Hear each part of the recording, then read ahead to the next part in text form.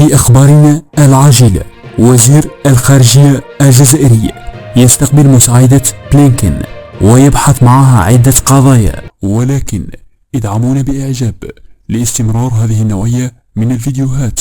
استقبل وزير الخارجية الجزائري أحمد عطاف يوم أمس مساعدة كاتبة الدولة الأمريكية المكلفة بالمنظمات الدولية ميشيل سيسون، التي تقوم بزيارة عمل إلى الجزائر.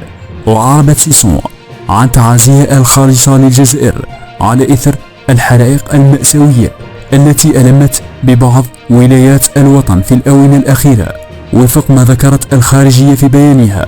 وأفادت مصادر مطلعة بأن المحادثات بين الطرفين تركزت حول أبرز مجالات التعاون الثنائي والحوار الاستراتيجي بين الجزائر والولايات المتحدة الأمريكية، لا سيما آفاق تعزيز التنسيق بين البلدين في مختلف المنظمات والهيئات الدولية ذات الانتماء المشترك، وعلى رأسها مجلس حقوق الإنسان ومجلس الأمن التابعين للأمم المتحدة.